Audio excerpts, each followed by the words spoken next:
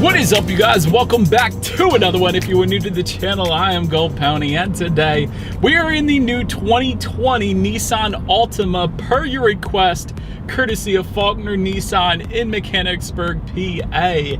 And so I first saw this one at the New York Auto Show. I was there during the press event. I saw it up close. It was amazing. It was a complete redesign. It looked amazing. And so since then, I've yet to review it, so therefore we are in this one today. So as always, you guys, let's start with pricing. And so there will be several different trim levels as expected for the 2020 Altima. First one being S, starting at $24,100. Then you have the SR, which is the one we have today, starting at $25,700. Then there is the SV for $27,880, SL for $30,240, and the Platinum starting at $32,180. And so that was all pricing for the front wheel drive variant. There is all-wheel drive available for every single trim level. If you wanted to go that route that we have today, actually simply add $1,350 to any of those prices. And by the way, that all-wheel drive setup is going to be offered only for the base engine. There is an optional engine setup that is going to add $4,050 if you wanted the turbocharged engine. Speaking of, let's go into the power plants on the 2020 Altima here. First power plant, the one we have today, is going to be a 2.5 liter naturally aspirated inline 4-cylinder engine, putting out 188 horsepower at 6,000 RPM, 182 pound-feet of torque available at 6,000 RPM, or 3,600 RPM if you go with the front wheel drive setup. But either way, again, power sent to front wheels or all wheels through a CVT, giving you a 0 to 60 approximately 7.4 seconds, with MPG numbers 28 in the city, 39 on the highway for the front wheel drive, 25 city, 35 highway for the all-wheel drive.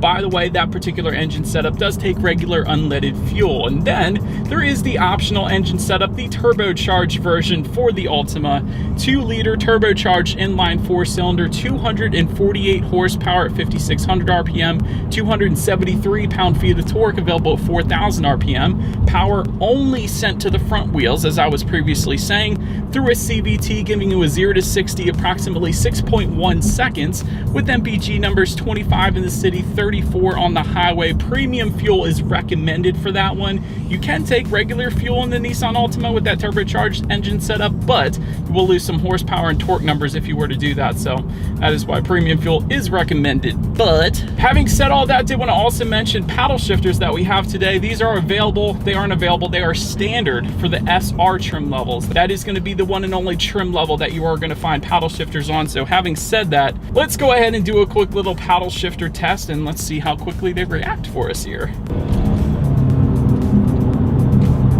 They do actually react pretty quick. You got to keep in the back of your mind, this is a CVT, so it's kind of simulated shifting, but still, quick reacting paddle shifters. Although I will say with the paddle shifters, I know we're just in an Altima, but the GTR does have magnesium paddle shifters. Wouldn't have minded that in the Altima, just like in the 370Z as well. But still, they're plastic paddle shifters, but it's still kind of cool that they're there. But having said all that, let's go ahead now and do the acceleration test, and let's see how quickly we can get the 2.5 liter naturally aspirated engine setup here up to speed. It's kind of slow. All right, so as far as acceleration goes for the Altima, definitely probably wouldn't mind springing for the turbocharged engine setup in this thing. It is kind of a larger sedan, so you would expect you may need it, but I do like that this Altima offers all-wheel drive. I will say that because not many of its competitors, if any, that I can think of, maybe the Subaru Legacy, but other than that, the Honda Accord, Toyota Camry, these cars don't offer all-wheel drive, so I am super happy that the Altima does. But having said that, kind of wish they would have paired up the all-wheel drive setup with the turbocharged engine setup as well, just so you could have the best of both worlds there, because that acceleration did leave just a little bit to be desired there. But so now that I am sitting at a red light, and having said that, braking is equally important. Up front, you will find ventilated front discs, in the back, solid rear discs, and that is one thing that's definitely been quite nice on my test drive today. Braking feel is excellent, so no issues there. Touching on suspension and handling a little bit, there is an independent strut front suspension. In the back, an independent multi-link rear suspension, also good there. I did want to mention for the SR trim levels, both the SR that we have today and the SR Turbo, you are going to get a sport tune suspension, so a little better handling there as well, along with front and rear stabilizer bars, and that's actually going to be standard for all trim levels. But my short little test drive today, I've had no issues with the steering feel. It is a little bit on the looser side, but then again, it is as expected. Now, we'll say the Maxima, of course, does have a heavier weighted steering feel to it, but the Altima isn't bad, no issues there. Ride quality has actually been excellent, definitely no issues there. And I actually don't do this, but I've gone over several speed bumps in my test drive today, and Altima definitely soaked them up very nicely. So impressed with the ride quality. When it comes to cabin noise, again, no issues for me. And if you wanted the very least cabin noise available with the Altima, simply go with the SV trim level and up, because with those trim levels, you will get acoustic laminated glass, which is really going to absorb a lot of those exterior sounds while driving on the highway, things like that. But then touching on visibility, this is one of the definite strong suits of the Altima. I can see perfectly fine out the back, so excellent visibility when it comes to the Nissan Altima. But of course, now having touched on the exterior at the beginning of the video, let's go ahead and make our way to the exterior, because as I was previously saying, this recent redesign of the Nissan Altima definitely looks good. So let's go ahead and make our way to the front of this one. All right, so now touching on the exterior of the 2020 Nissan Altima. Up front, you will find Nissan's signature front grille with active grille shutters actually located behind that front grille, kind of to assist with engine cooling if it's needed. Also, dark chrome accents are going to be found with the SR trim level. That is going to be just regular chrome for every other trim level though, but that is of course what you're looking at right now. And then to the sides, when it comes to the headlights, there will be halogen projector headlights for the S trim level. However, if you went with the SR trim level and up, you're going to find LED headlights. So that is definitely pretty cool. Definitely a safety feature in itself at night. Just below that, LED fog lights are going to come with the SV trim level and up. So that is of course going to be down there as well. And overall, again, with the redesign, the Nissan Altima definitely looks very menacing, very aggressive up front, comparatively speaking to the old body design, of course. But now let's make our way to the side. One of the first things I noticed is there is a ever so slight overhang with the hood and the front fender there. That is one of the interesting things I noticed at the New York Auto Show when I first saw this one, but kind of a design cue, I believe. At least I think that is what it is there for, but either way, it doesn't affect functionality at all. It's just something a little bit different. And different is usually a good thing, but also, around the back, of course, you're going to have that floating roof line, as often found with Nissan's designs on their vehicles, but chrome beltline molding can be found on the bottom part of the windows there. Again, a nice little design cue. When it comes to the side mirrors, there will be body-colored side mirrors that will come standard. However, if you went with one of the SR trim levels, you will get black side mirrors, of course. That is what you are looking at right now. And they will actually come heated with LED integrated turn signals if you went with the SV trim level and up. Then taking a look down at the wheel design, 16-inch steel wheels with covers are going to come with the S trim level. However, if you want with the SV or SL, you're going to find 17-inch aluminum alloy wheels. And lastly, the SR and Platinum are going to give you 19-inch aluminum alloy wheels. And that, of course, is what you're looking at right now. But now, let's go ahead and make our way to the back of the Altima. You guys have noticed, I'm sure, there is no gas tank on the passenger side. It is located on the driver's side, for anyone curious. Trim level badging can be found in the back, as expected. Again, showing off that we have the SR trim level, the sportier version. No LED taillights are going to be available on the Altima, so I guess that is one of the downsides. Although I will say the taillight design does look good. Kind of wish they would have had LEDs, at least offered on the Platinum trim level or one of the higher ones, at very minimum. But I do also like the chrome accent here on the rear bumper.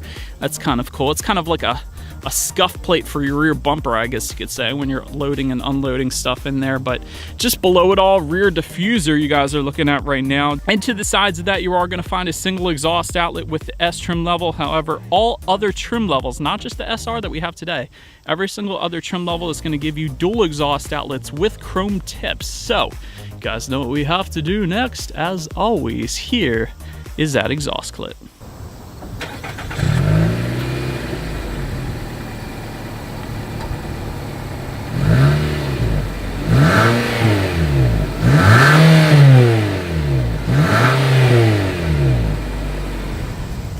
It's open now since we are around back. When it comes to opening that rear trunk, there actually is a button on the key fob, so simply just press that if you like. Also, from the driver's seat, there is a button just by the driver's left knee, another way you can open up the trunk back there. But once opened up, cargo capacity is going to come in at 15.4 cubic feet. If that was not enough space for you, those rear seats do fold down. There is a 60-40 split for every single trim level, giving you a good bit of extra space there if you needed it. Then make our way up to the rear legroom. That is going to come in at 35.2 inches. So for reference, I'm an even 6 feet tall. This is how much space I had back there.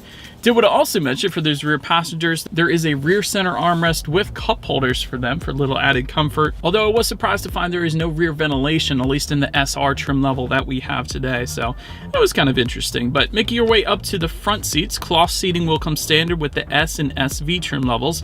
Leatherette surfaces are going to come with the SR. That is what, of course, you are looking at right now.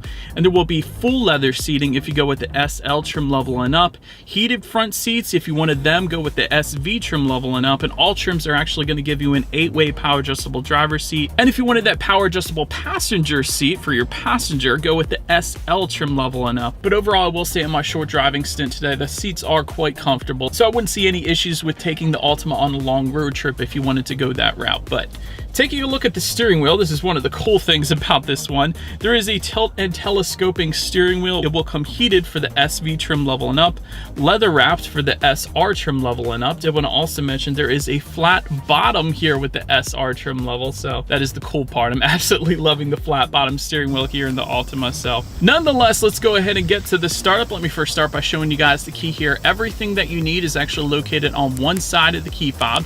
You do have lock, unlock, that button to pop the rear hatch, and that little circular button at the very top there, that is going to be a remote start, which is going to come standard actually on every single trim level of the Altima. That's definitely a plus.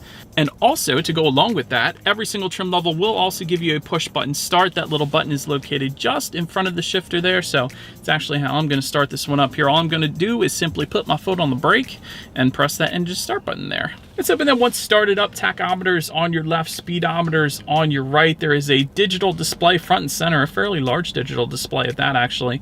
It's going to tell you things like the outside temperature, how many miles you have left until you hit empty, but also there are steering wheel mounting controls on the left side of the steering wheel. There's a ton of different things you can scroll through, like your radio settings. There's some safety features you can check out up there, digital speedometer if you wanted it, average fuel economy. There's just a ton of different things you could check out there. But touching on overall interior quality, dual zone climate control comes standard for the SV trim level and up. Power moonroof is going to come with the SV and up once again, and that is actually available for the SR, although we don't have it today, but it is available for the SR trim level there. Interior accent lighting is going to come with the platinum. That, of course, is the top trim level there.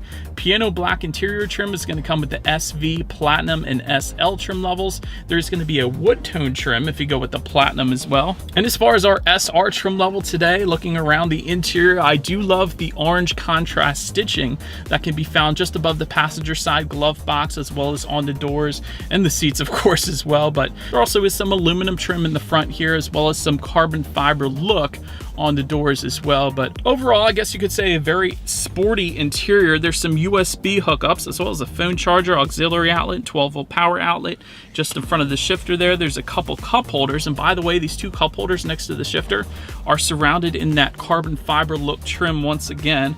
Also, electronic parking brake. That was the first thing I was greeted with before I took off. I kind of got to get used to that, I guess. And just behind that, there is a decent sized little cubby area with a little tray up there as well. So overall, a very sporty and very functional interior for the Nissan Altima. But let's check out the tech display now. Up front, you're going to find an 8-inch color touchscreen display actually for every single trim level across the board. Well done, Nissan there. Bluetooth and audio streaming will come standard, as well as Android Auto and Apple CarPlay. Once again, well done, Nissan, for that. And you can also, of course, check out your radio settings up on that display. By the way, sound system wise, you will get 6 speakers for the S, SR, and SV trim levels. However, if you went with the SL or Platinum, you're going to get a 9-speaker Bose sound system. But since we do have the SR today, we do have the 6-speaker sound system. So let's go ahead and turn on the radio. Let's see what we got playing this morning, and let's test out the clarity of this one.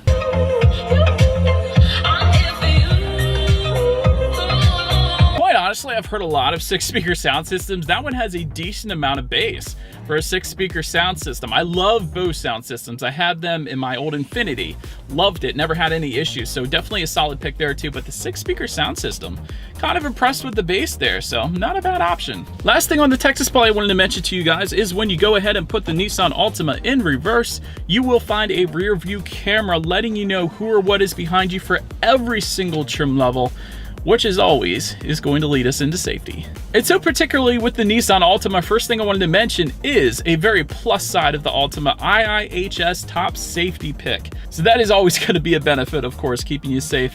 Front, side, and side curtain airbags will come standard, as well as driver and passenger knee airbags. That typically doesn't come standard on most vehicles out there.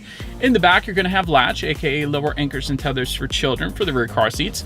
Also standard, a tire pressure monitoring system as expected, but also standard on all trim levels. Some of the cool safety features: forward collision warning, automatic emergency braking, driver attention monitor, so it's going to kind of monitor your driving habits and alert you if it feels like you're starting to get drowsy. SR trim level and up that we have today is also going to add automatic emergency braking with pedestrian detection, lane departure warning, blind spot warning system with rear cross traffic alert, and that's going to be the little yellow light kind of in the corners of the interior here. That's going to alert you that way. Also rear parking distance warning, rear automatic braking, high beam assist, and lastly the SV trim level and up is also going to add adaptive cruise control. And so but that is about it for this one, you guys. Thank you so much for watching. Be sure to like the video and subscribe if you're into new car reviews. That is what we do here on this channel. But feel free to follow me on social media at the bottom of the screen, and I will see you guys in the next review. Stay gold.